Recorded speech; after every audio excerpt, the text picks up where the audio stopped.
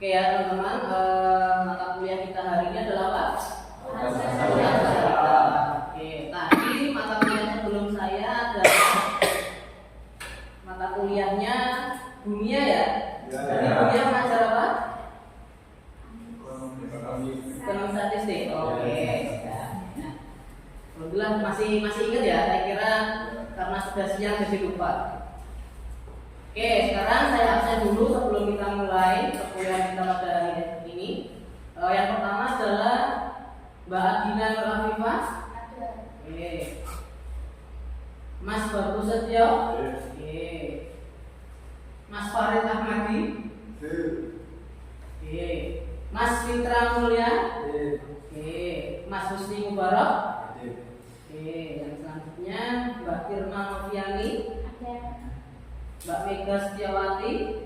Oke, terus yang terakhir ini Mas Iqbal Maulana. Ya, berarti ada 3 orang yang tidak hadir ya. 3 orang itu adalah Mas Rengga, Mbak Raisyana, dan Putri Bibit. Oke teman-teman, materi kita pada hari ini adalah akuntansi syariah, atau kita pada fokusnya kita membahas tentang sejarah akuntansi syariah, di mana pada pertemuan sebelumnya kita sudah membahas terkait akuntansi yang konvensional, sehingga kita bisa mengkomparasikan, membedakan apa sih perbedaan antara akuntansi syariah dan akuntansi konvensional yang ada sekarang. Apakah ada bedanya? Kalau ada bedanya di mana? Kita bahas tuntas ya pada hari ini ya. Oke. Kita mulai. Akuntansi syariah pada awalnya itu adalah berawal dari keresahan para ekonom muslim, teman-teman, yang menginginkan ekonomi yang bebas bunga. Berarti kondisi saat itu ekonominya itu seperti apa kira-kira? Kenapa kok ekonom muslim itu menginginkan ekonomi yang bebas bunga? Berarti kan ekonomi itu dikendalikan oleh kapitalistik ya, itu adalah Amerika sebagai puncak ekonominya, seperti itulah. Para ekonom muslim itu memiliki keresahan bahwasanya bagaimana ya kita memiliki sistem ekonomi sendiri, di mana sistem ini bisa kita pakai untuk kebutuhan umat Islam itu sendiri. Karena kita jelas ya bahwasanya dalam ekonomi Islam bahwasanya apapun yang berhubungan dengan riba itu adalah hukumnya haram, ya seperti itu. Nah, karena ekonomi pada saat ini itu semua terfokus pada kapitalistik, maka tidak ada ruang untuk tidak ada ribanya, seperti itulah. Maka para ekonom itu resah, teman-teman, menginginkan ekonomi yang bebas bunga, maka didirikanlah bank Islam. Nah, di sini ya, tahun 1972 di berbagai negara telah mendirikan bank Islam dan lembaga keuangan non-bank. Nah, Indonesia juga termasuk salah satunya. Indonesia itu juga mendirikan bank syariah. Nah, bank syariah pertama di Indonesia ada yang tahu nggak, teman-teman? Bank apa? Ada bank syariah apa sekarang di Indonesia? Bank apa? Ayo. Ya udah berapa tahun? Kuliah, ayo. Bank syariah dan bank syariah apa saja? 1. Bank Mahal Indonesia. Oke, 2. Bank Syariah Indonesia. Oke, kamu lagi.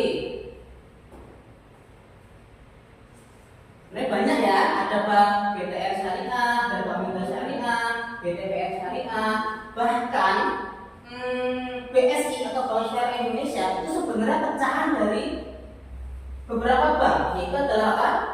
BRI Syariah. Dahulu ya, kalau teman masih ingat ya. BRI Syariah, lalu BSM atau Bank Syariah Mandiri, dan BRI Syariah, ada 3.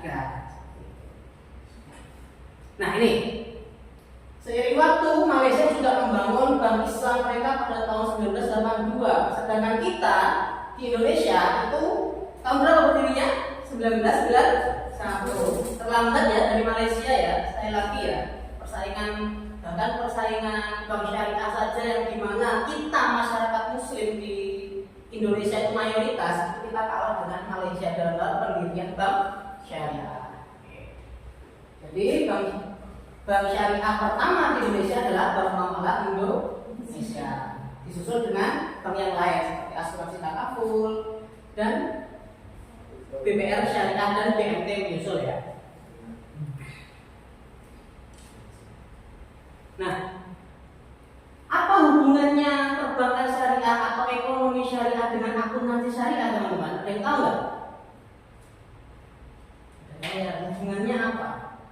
Ingat ya, bahwasanya setiap di dalam operasional bank syariah pasti itu ada pencatatannya, ya kan? Nah, pencatatan itu yang dinamakan akuntansi. Akuntansi bisa menghitung apa saja, neraca, saldo, laba rugi dan sebagainya. Bahkan bisa menghitung aset suatu perbankan itu seberapa banyak atau seberapa besar. Itu dari akuntansi. Sehingga akuntansi itu sebagai media yang yang digunakan untuk mengetahui apapun dari keadaan suatu perbankan. Mau lihat asetnya berapa, kita bisa lihat di akuntansinya, di laporan akuntansinya. Mau lihat bank itu mengalami keuntungan atau kerugian, kita bisa lihat di laporan keuangan bank tersebut dan sebagainya.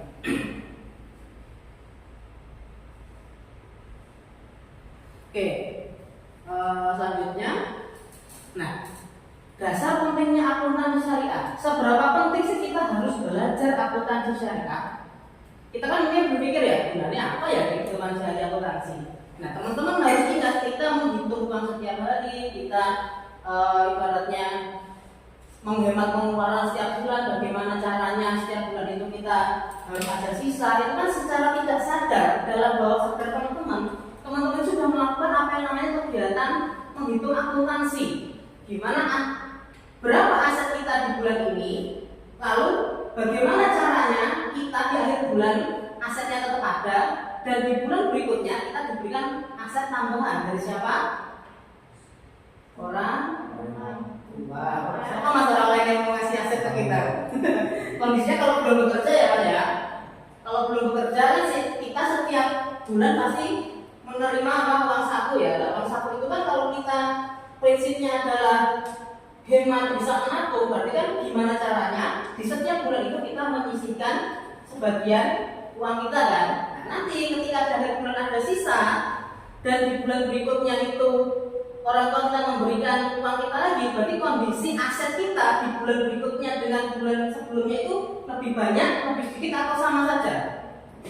Lebih banyak karena ada tambahan bulanan yang bulan kemarin yang belum terpakai. Nah, itulah dasar pentingnya akuntansi kalau dalam kehidupan sehari-hari.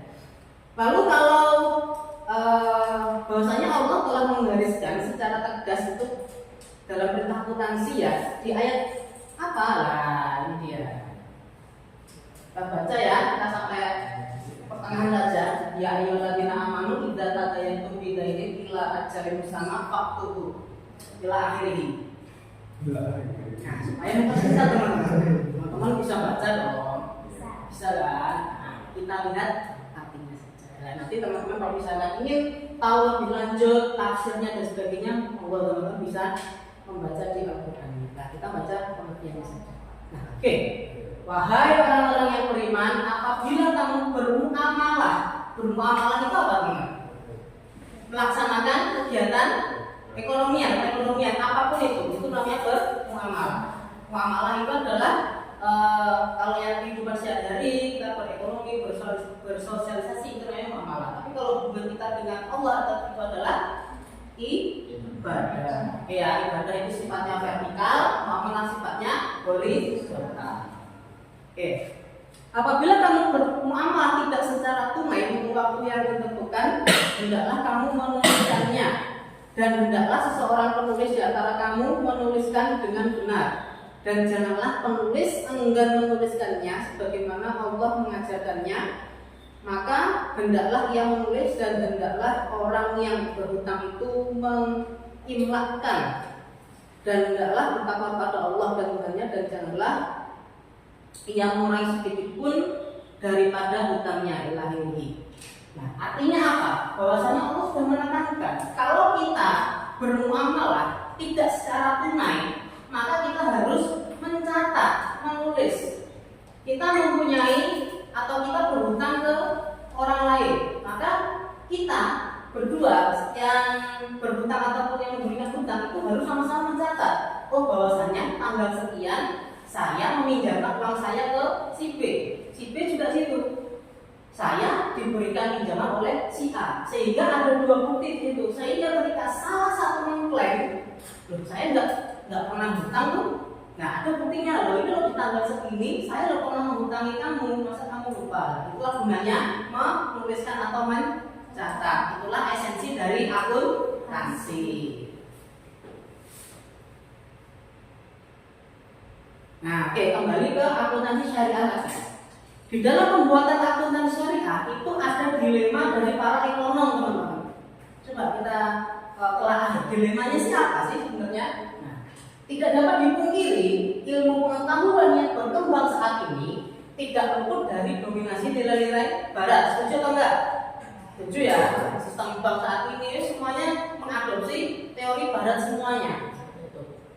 Nah, pengaruh barat sangat signifikan mempengaruhi konsep dan praktek akuntansi saat ini. Maka ketika perbankan Islam mulai tumbuh, tokoh-tokoh ekonomi muslim mencoba mengevaluasi seberapa jauh akuntansi saat ini dapat digunakan dan dapat mengakomodir kebutuhan perbankan syariah. Sehingga ekonomi muslim pada saat itu berpikir keras bahwasanya bagaimana sih kita bisa membuat suatu sistem ekonomi yang dimana itu tidak ada kaitannya dengan barat, sehingga potensi-potensi untuk adanya riba itu minim, bahkan harus nol, karena memang konsepnya adalah jual beli itu halal, tapi riba itu haram. Wa halallahu bai'a wa harama riba. Oke ya, ayat yang harus teman-teman hafal ya. Tidak boleh mahasiswa FEB pada umumnya itu tidak boleh tidak hafal ayat ini, karena ini ayat yang paling penting dalam kita masukkan ke dalam hati kita, bahwasanya yang boleh itu ya jual beli, tapi yang dilarang adalah riba.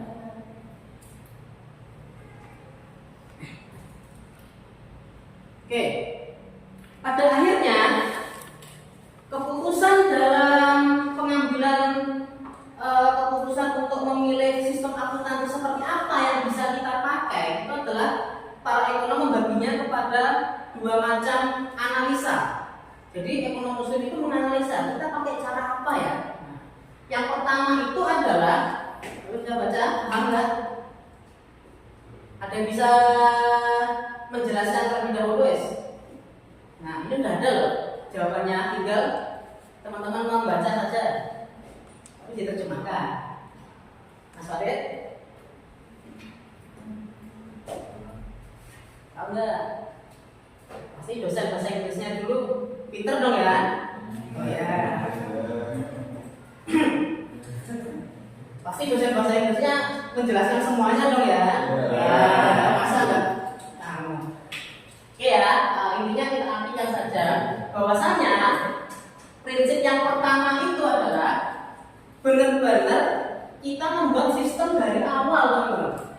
Jadi benar-benar kita tidak memakai sistem yang ada, debit kredit, saldo dan sebagainya, ada jurnal umum, ada neraca saldo, semuanya ada baru itu kita tidak pakai.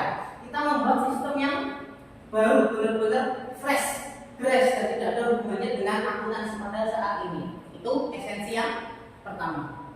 Lalu yang kedua, sebaliknya, malahan kita pakai yang sudah ada pada saat ini, tapi kita pilah-pilah mana sih dari akuntansi yang sudah ada, dari debit kredit, penjurnalan dan sebagainya, mana yang sesuai dengan syariat Islam, mana yang tidak sesuai. Kita ambil yang baik, kita buang yang buruk. Nah, kira-kira seperti itu yang kedua. Jadi start with objective established. Jadi dimulai dari objek yang sudah ada terlebih dahulu. Apa itu? Ya akuntansi yang ada saat ini. Tapi hanya saja disesuaikan apa yang boleh dan tidak boleh. Jadi tetap formatnya sama, cara membuat jurnalnya sama, tapi apa yang membedakan? Yaitu adalah disisipi core ekonomi Islamnya, seperti itu. Sama kayak apa ya? Sama kayak ya kita saat ini kita memakai perangkat lunak seperti handphone dan sebagainya atau laptop. Laptop pada dasarnya kan digunakan atau diciptakan oleh orang barat ya. Tapi kita Apakah pilihan kita ada dua, apakah kita mau bikin laptop sendiri tapi dengan sistem Al-Quran di dalamnya dan sebagainya, atau kita pakai laptop yang ada tapi kita install yang baik-baik saja, install Murattal Al-Quran, YouTube-nya sholawat dan sebagainya. Nah seperti itu ya kira-kira.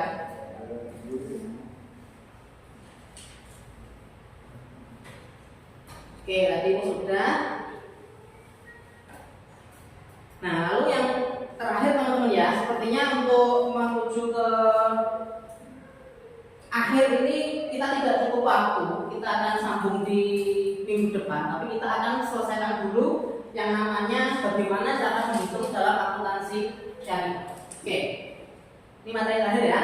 Idealnya dalam akuntansi syariah, pencatatan biaya dapat menggunakan sistem accrual basis, sedangkan menghitung pendapatan bagi hasil menggunakan cash basis. Nah, apa itu accrual basis? Apa itu cash basis? Ayo, siapa yang tahu?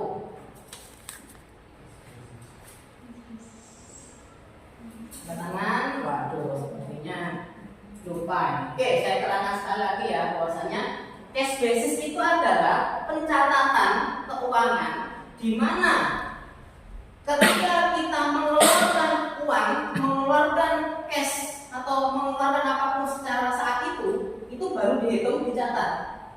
Jadi dicatatnya adalah ketika uang masuk, uang keluar atau uang masuk baru dicatat. Sedangkan accrual basis itu masih uangnya belum keluar, uangnya bisa jadi belum kita terima atau belum kita keluarkan, tapi sudah dicatat saat ini juga. Contoh misalkan ketika kita mendapatkan tagihan PLN bahwasanya Bapak A bahwasanya 3 hari lagi waktunya membayar listrik misalkan. Nah, ada dua aspek yang kita baca dalam akuntansi syariah. Ketika kita menggunakan cash basis, kita catatnya pengeluaran listrik itu kapan? Saat tagihan diterima atau saat kita mengeluarkan uang 3 hari lagi? Saat mengeluarkan uang karena cash. Jadi pada saat tagihan diterima itu kita belum mencatat.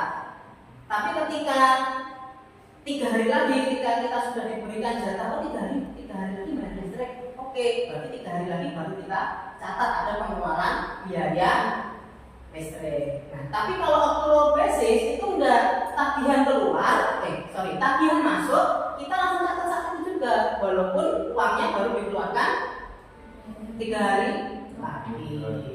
Oke ya, begitu ya. Oke, ada yang ditanyakan? Minggu depan kita akan melanjutkan terkait accrual dan cash basis ini, di mana cara penggunaannya dalam akuntansi syariah. Gimana ya? Itu kita akan lanjutkan di pertemuan berikutnya. Oke, ada yang ditanyakan teman-teman? Tidak ada ya? Oke, karena sudah paham ya. Oke, baik teman-teman, terima kasih atas waktunya, semoga bisa bermanfaat apa yang kita pelajari pada siang hari ini, dan kita bertemu lagi di minggu depan ya. Tolong yang tidak masuk diberitahu untuk masuk, jangan sampai tidak masuk ya, karena takutnya ketika terlalu banyak tertinggal itu nanti tertinggalnya mata kuliah atau materi nanti semakin jauh. Oke, baik teman-teman, terima kasih atas waktu dan perhatiannya. Jika ada salah kata saya mohon maaf. Tidak sampai berhidayah. Wassalamualaikum warahmatullahi wabarakatuh.